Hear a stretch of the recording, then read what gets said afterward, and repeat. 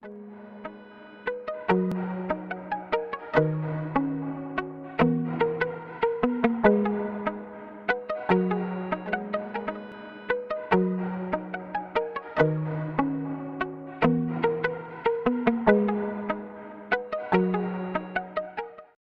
tarde, turma, tudo bem? Então, hoje nós vamos falar em nossa aula audiovisual 2 a respeito do conselho tutelar e das funções dos seus conselheiros, tá? Nossa atividade vai da página 13 à página 25 da nossa apostila. Nós vamos estar abordando as funções, nós vamos estar abordando as questões de medidas, né? Tanto protetivas quanto socioeducativas. Também eu quero falar para vocês que não precisam temer a avaliação. Vocês podem anotar, tá? Todas essas abordagens que nós estamos fazendo na plataforma como um resumo. E em cima desse resumo eu vou montar a nossa avaliação, tá bom? Então, assim, quem está acompanhando de perto todos os vídeos, tanto os complementares quanto o vídeo aula, vai, tenho certeza, fazer uma excelente avaliação, tá bom? Então vamos lá? Vamos começar? Então vamos lá. Hoje nós vamos falar da função específica do Conselho Tutelar e daqueles do qual fazem parte, tá? Os conselheiros, cada função, como funciona junto aos municípios, como funciona junto ao Estado e como funciona junto à Constituição Federal, tá? Que é a nossa União Federativa. Então, eu fiz, como de sempre, né, alguns apontamentos aqui para a gente estar, assim, discorrendo a respeito. Nosso vídeo não será muito longo, nós vamos estar, assim, pontando os pontos mais específicos. O mais você tem aí no material para sua leitura e reflexão, que é a apostila, tá? Então, da página 13 em diante, nós vamos falar a respeito dessa abordagem de direito, né? Quais são os direitos da criança e do adolescente? Então, eu coloquei assim, são no total 130 artigos. Não são numerados, né, vamos dizer assim, em ordem. Eles têm alguns saltos, por exemplo, do artigo 97, 98, aí pula, parece que para o 101, 102, assim vai. Mas são no total 130 artigos relacionados à infância, né, e à adolescência, tá? Então vamos lá. Dispõe ainda que nenhuma criança ou adolescente será objeto de qualquer forma de negligência, discriminação, exploração, violência, crueldade e opressão por qualquer pessoa que seja devendo ser punido qualquer ação ou omissão que atente aos direitos fundamentais da infância e da adolescência. Então, assim, tudo que usa a criança como forma de angariar fundos, né, é preciso que se tenha muito cuidado com isso. Por quê? Porque se o Conselho Tutelar entender que a criança está sendo objeto de exploração, de trabalho forçado, né, que a gente chama de trabalho infantil, de forma de negligência, negligenciando o quê? A educação, a alimentação, ao abrigo, a proteção. A criança é o foco da educação, ele é o agente, né? Então, nós temos que ter esse cuidado quando usamos a imagem da criança, quando usamos a criança em forma de exploração, de objeto, né? Também fala que, conforme aborda no artigo 7º, lá da aula anterior, né? Disciplina que a criança e o adolescente têm direito à proteção à vida. Foi aquilo que nós falamos, né? Numa catástrofe, num desastre ambiental de grande escala, né? Enfim, a criança ela é socorrida primeiro, porque ela visa a continuidade da humanidade, tá? Então, é a proteção à vida, à saúde, mediante a efetivação de políticas sociais públicas que permitam, desde o nascimento da criança, todo o seu desenvolvimento sadio e harmonioso, né? Em condições dignas de existência. É o que eu falei, né? A qualidade de vida que a criança tem direito a ter, né? Sabemos que muito tem havido de contrário a essa informação, Mas nós não podemos focar nas exceções. Nós temos que focar na identidade cultural, né? Na identidade humanística da vida, né? Então é isso que o Conselho traz para a gente, né? O ECA visa isso na sua totalidade, a qualidade de vida, tanto da criança quanto do adolescente. Por isso é dever do Estado prevenir a ocorrência de ameaça ou violação de tais direitos, né, das crianças e dos adolescentes. É proibido a venda a eles, né, e comercialização a criança e adolescente de armas, de munições, de explosivos, de bebidas alcoólicas, né, de drogas, de fotos de artifícios, né, inerentes à sexualidade, de revistas de conteúdos adultos, né, como a pornografia, e bilhetes lotéricos ou equivalentes a estes. Ou seja, não se pode vender rifa para criança. Ah, tia, mas lá na escola eles têm lá a rifa da festa junina, exemplo. Ali é algo interno, o pai compra se quiser, não é a criança que tem que vender, que tem que comprar, aquela cartelinha, o que for, vai para a premiação, né, na própria instituição, daquilo que é próprio para a cultura da criança. Exemplo, vai motivar para a gente pintar a quadra da escola, exemplo.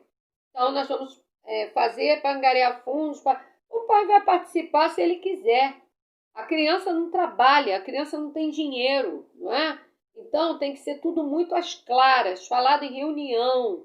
Olha, nós vamos fazer isso, isso, isso e isso. Vocês concordam? Ah, a gente concorda. Então, nós vamos mandar cartelinha. Vai ser feito com um objetivo tal, né? E importa que esse objetivo seja cumprido, tá? Para que não haja suspeita de lucros indevidos usando a imagem infantil. Então, é um cuidado, né? Não se manda a criança comprar cigarros, não se manda a criança comprar bebida alcoólica. Olha, houve um caso que um pai foi preso, acho que foi em Brasília, se eu não me engano, nos anos 80, e ele mandou uma criança, o filho, né, comprar uma bebida e a garrafa era de vidro, a criança tropeçou, caiu e se cortou com a garrafa, né, abriu o abdômen. O pai foi preso.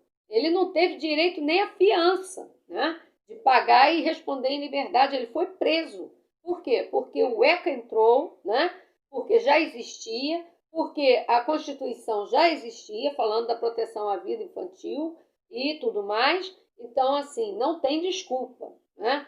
Tem casos que são inafiançáveis, não tem como responder em liberdade. Vai preso mesmo, né? É detenção mesmo. Então, nós, educadores, temos uma grande responsabilidade, não só junto à criança e ao adolescente, mas a própria informação à família, né?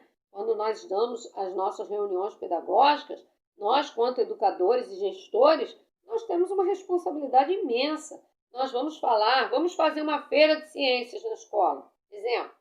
Olha, nós vamos usar um elemento químico, nós vamos usar um produto corrosivo, nós vamos usar... Isso tem que ser falado, isso tem que ser explicado, né? Tem que vir para desenvolver na escola, não pode trazer pronto, enfim.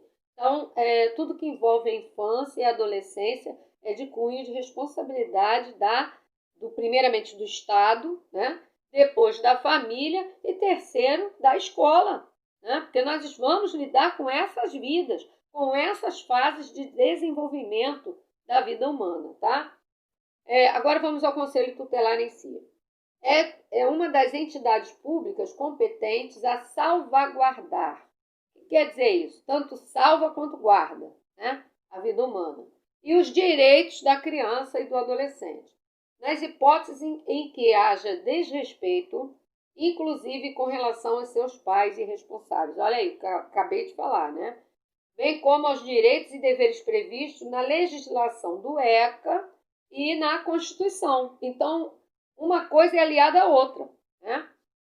São deveres dos conselheiros tutelares. Agora vem as funções dos conselheiros, dos agentes que trabalham, né, no Conselho Tutelar. Primeiro, atender crianças e adolescentes e aplicar medidas de proteção. Quando se convoca, né, chega a denúncia lá no Conselho Tutelar, a primeira medida é de proteção, tá? Então, o conselho vem para proteger a criança.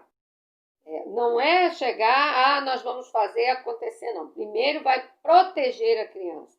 Há que se retirar, se for preciso, daquele ambiente hostil, para que essa vida venha a se estabilizar emocionalmente, fisicamente, né, psicologicamente, para que ali, então, o conselheiro possa, né, dar seguimento às suas atividades.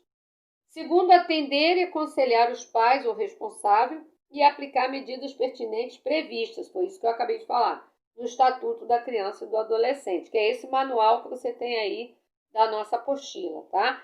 Se eu fosse você, eu até encadernava, porque você vai precisar, no exercício das suas funções de gestor, de secretário escolar, ter esse material em mãos, tá?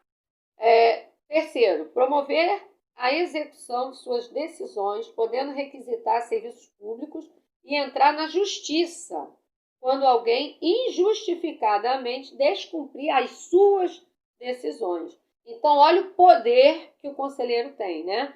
Ele tem a ajuda da justiça, ele tem a ajuda dos serviços públicos. Se ele chegar no hospital com uma criança, ele é atendido imediatamente. Quer dizer, é um poder aí de realmente equivalência, né? Não é poder de polícia, mas é um poder de equivalência. Ele tem direito a esse atendimento, a esse socorro, né? Quarto, levar ao conhecimento do Ministério Público fatos que o Estatuto tenha como infração administrativa ou penal. Ou seja, ele vai criar um relatório, um documento contando tudo aquilo que ele presenciou, se possível com imagens, tá? Para o poder público, ele pode fotografar um ambiente hostil, ele pode filmar ou gravar, não tem problema, porque é documentação para que a justiça seja feita em nome da criança, em nome do adolescente, tá? Quinto, encaminhar à justiça os casos que a ela são pertinentes e graves. O conselheiro tutelar, ele encaminha, ele não tem poder de bater martelo, ele não tem poder de decidir nada. Ele vai levantar as hipóteses e vai fazer um relatório, um documento e vai enviar a quem de direito, que são os advogados, né, da vara da infância e da adolescência, tá? Tomar providências para que sejam cumpridas as medidas socioeducativas aplicadas pela Justiça a adolescentes infratores. Então, ele acompanha o processo. Não é só fazer um documento e mandar, não. Ele acompanha. Ele tem as visitas lá no ambiente hostil até então. Ele tem as visitas, até nem precisa avisar que vai, né? Dá lá umas incertas para poder acompanhar esse processo. Tanto junto à vara da infância e da adolescência, quanto aos próprios responsáveis, né? Onde a criança, até então, foi encontrada em condições não favoráveis, né, a seu desenvolvimento. Expedir notificações em caso de sua competência junto aos órgãos competentes do poder público. Foi isso que eu acabei de falar, né? Requisitar certidões de nascimento, de óbitos de criança e adolescente quando necessário. Morreu como? De que jeito que morreu? Estava sendo acompanhado? O que aconteceu? Eu tenho direito a saber. Então, aí, ele tem direito, se possível, até pela justiça. Caso a família não ceda, as certidões de óbito, a cópia da certidão de nascimento, acompanhar como foi aquilo tudo, tá? Então, ele realmente faz parte do processo. Ele não é somente um conselheiro, aconselhou, não. Ele é chamado conselheiro porque ele vai acompanhar toda a movimentação da ação, né? do documento em si. Tá? Assessorar o Poder Executivo local na elaboração da proposta orçamentária para planos e programas de atendimento dos direitos da criança e adolescente. Ele pode criar projetos, né?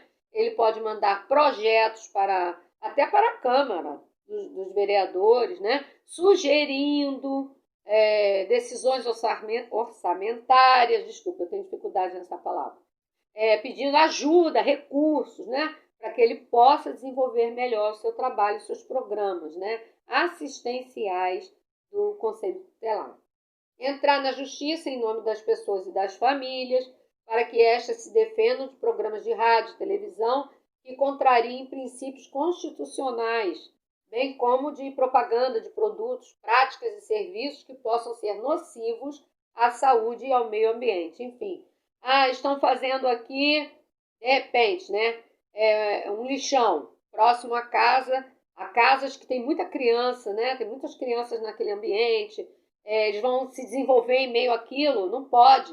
Então, aí a família pode acionar o Conselho Tutelar. Aí o Conselho Tutelar vem, denuncia, né? Se alia, né? Alia aquela comunidade, enfim, ele pode sim entrar em nome de outras pessoas. Não é só caso de violência familiar, mas também ambiental, onde ali aquelas famílias, né, ficam expostas, as crianças ficam ali colocadas em risco de vida, né? Enfim.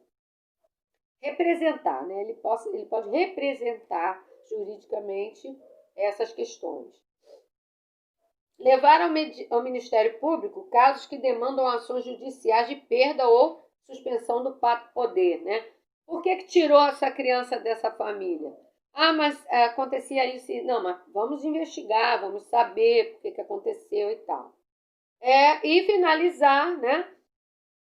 Fiscalizando as entidades governamentais e não governamentais, olha as ONGs aí, ó, que executem os programas de proteção e socioeducativos pela justiça adquiridos, né?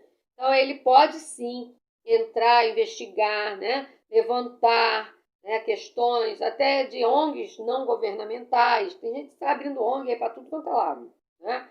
E aí vamos ver se os conselheiros tutelares eles têm uma ação pertinente aí. Eles podem ir lá, ver se a criança está sendo, né, realmente assistida, se aquele projeto, aquele programa de assistência à infância e à adolescência, de fato, está trazendo o recurso dos quais se propôs, né? Fazer um levantamento, né? Então, essas são as funções primordiais dos conselheiros. Agora, vamos às medidas. Nós temos dois tipos de medidas. Nós temos as protetivas, que a palavra já está dizendo, proteção, e temos as socioeducativas, que é aquela para trazer de volta, né, a interação, a integração ou reintegração à sociedade, né, desses infratores adolescentes. Então, vamos ver. Quanto aos menores de 18 anos, são, né, adolescentes. São penalmente imputáveis, não respondem pela prática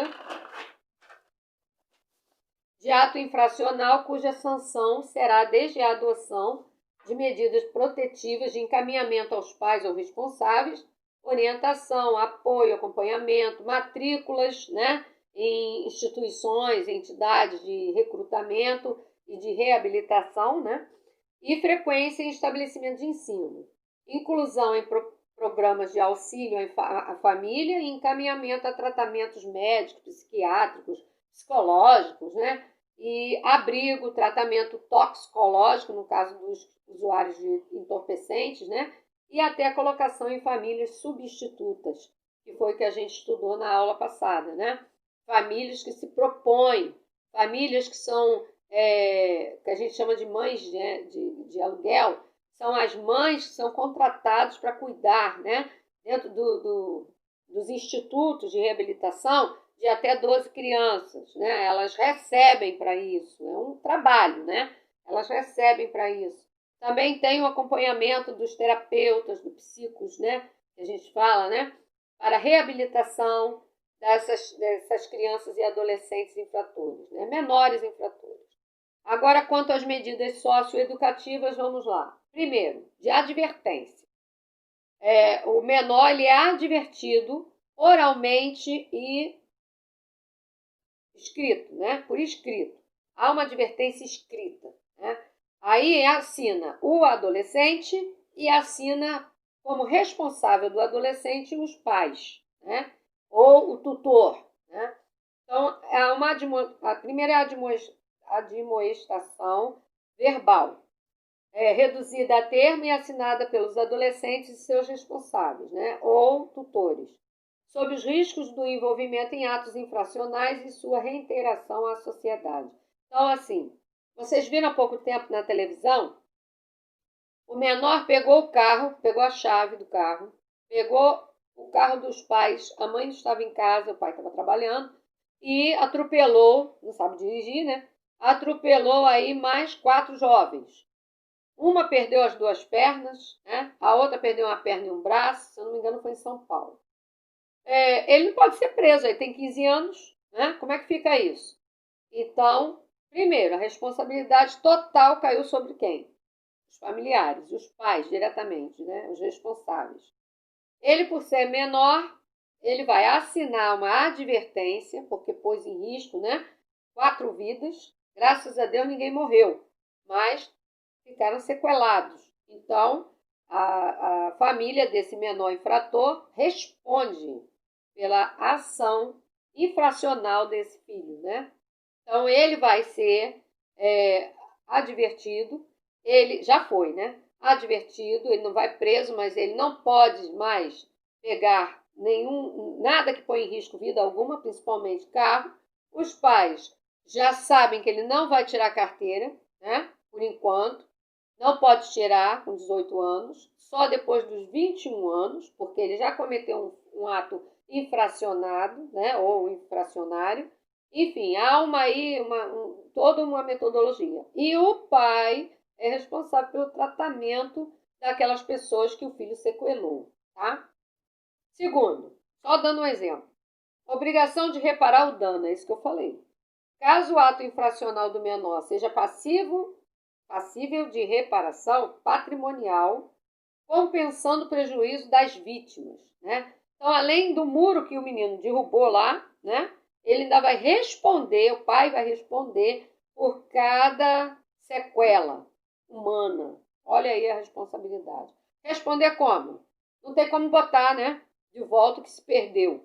Mas ele vai assumir a responsabilidade do tratamento, né? Da reabilitação daquelas vítimas. Então, é realmente um caso a se pensar, né? Olha aí a responsabilidade dos pais de adolescentes, né?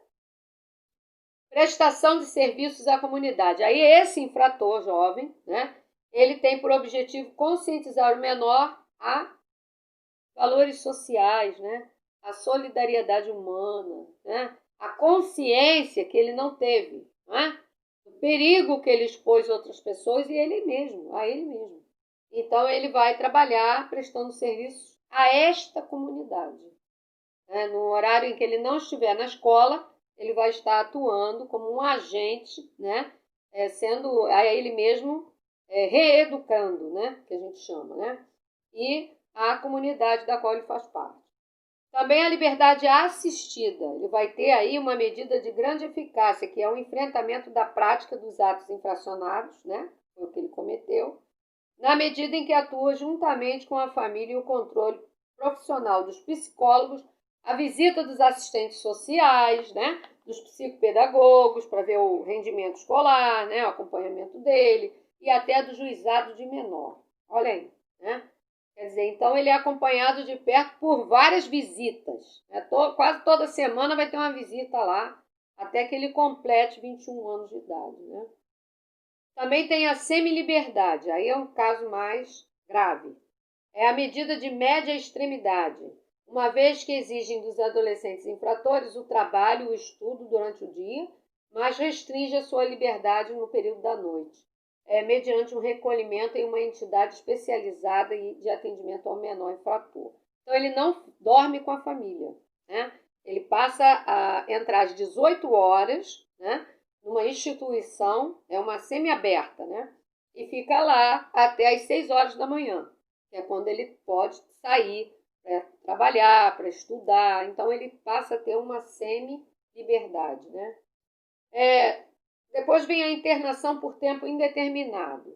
Essa medida socioeducativa ela é mais extrema, porque ela leva à privação total da liberdade. É aplicado em casos mais graves e em caráter excepcional em caso de vítimas com óbitos, né? Quando ele mata, quando ele, se no caso as meninas, né, que foram lá acidentadas por esse jovem infrator tivessem falecido, ele ia entrar nessa internação por tempo indeterminado. Ou seja, poderia ficar lá até os 21 anos de idade, né?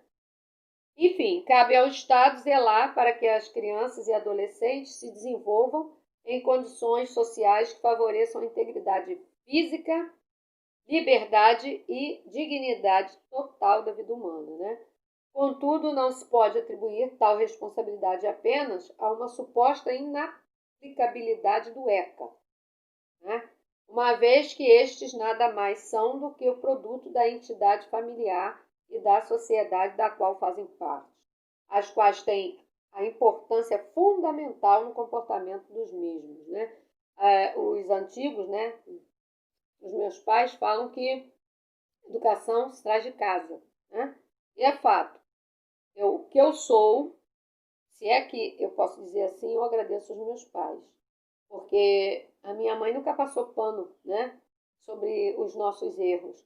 Mãe de 6 filhos, eu sou filha de uma costureira, tenho orgulho de dizer isso, e filha de um funcionário público. Meu pai saía para trabalhar, minha mãe era pai e mãe.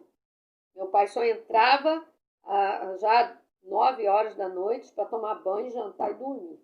Então a fala do meu pai era uma só. Era quase que uma ordem, né? Era uma ordem. E a minha mãe era quem respondia por cada ato nosso. E nenhum dos 6 filhos se perderam para a criminalidade. Graças a Deus. Porque na minha época nem tinha ECA. E a minha mãe, vou dizer, poderia ser a fundadora do ECA. Porque a fala dela era aquela fala firme, né? Era sim, sim, não, não. E dificilmente ela mudava de ideia, né? Só em casos extremos. Então, assim, não é que a gente vai criar filho desse jeito, assim, com severidade, como eles criaram, como os antigos nos criaram. Mas eu amo a minha mãe incondicionalmente. Ela hoje está com 80 anos, 81 vai fazer, e continua ativa, lúcida, continua determinada. Por quê? Porque ela ensinou a gente da mesma forma que ela foi ensinada, né? E não faltou amor, não faltou carinho, não faltou atenção, mas também não faltou educação, né? Então, a educação, eu concordo com ECA, é de responsabilidade, primeiramente, da família, depois do Estado e, consequentemente, das demais organizações sociais, como a escola, a igreja, né? E outras mais, né? Que a gente sabe que tem. A implantação integral do ECA sofre grande resistência de parte da sociedade brasileira, porque considera excessivamente paternal, né? Em relação aos atos infracionais, estão aí ficando cada vez mais violentos e frequentemente reiterando esses infratores. Concordo. Mas também é o que eu acabei de falar. A família delegou, né, seus deveres, né, para o Estado. O Estado, sobrecarregado, delegou para a igreja. A igreja, sem poder de Estado, sem poder de decisão, delegou para a escola, né? A escola devolveu para o Estado. Então, ficou aquela ciranda, não é? Um jogando para o outro, e aí deu no que deu, né? Essa sociedade permissiva, infracionária, né? Em que hoje uma criança, ela se duvidar, ela bate nos pais, né? A gente vê isso aí. Na escola, o professor perdeu seu poder decisório, né? A criança é que manda na sala de aula. O professor fala, a criança está desobedecendo. Os adolescentes, ensino médio, público, né? Nós temos visto aí professores entrando em depressão, professores estão fazendo tratamento psicológico e até psiquiátrico. Por quê? Porque a escola perdeu, né, muita coisa. O ECA veio para somar em proteção à vida humana, né? Mas os pais abriram mão, né? Enfim, então nós precisamos responder com a nossa responsabilidade, né? Então tá aí, esse é o nosso resumo da nossa aula de hoje, né? Nossa aula audiovisual 2. Semana que vem nós vamos estar falando das entidades, essas entidades que abrigam esses menores infratores, né? Como funciona, qual a responsabilidade delas, e será a culminância da nossa apostila na próxima aula, em que nós vamos estar aí da página 26 a 34, finalizando aí o nosso material.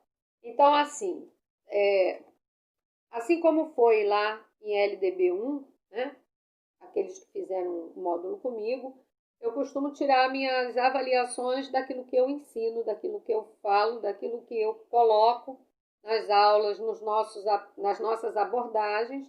Então, se você copiar, né, lá os nossos comentários, aquelas abordagens que eu peço para vocês esmiuçar, vocês vão ter aí um material bem, bem legal para estudar para a nossa avaliação, tá bom? Tenho certeza que faremos também, assim como foi no anterior, um módulo de excelência, né? Importa que o aluno faça seus trabalhos, né? Porque ajuda muito, são 10 pontos, né? Tem aluno que vai para recuperação, não é nem porque tirou nota baixa na prova, não. Ele tirou 10 na prova, mas ele não fez o trabalho. Então, o trabalho ajuda muito. Por quê? Porque ele soma com a prova. Então, vale muito a pena. Primeiro, porque é uma linha de pesquisa, você vai aprender pesquisando, você vai ler, você vai se inteirar do assunto de fato, né?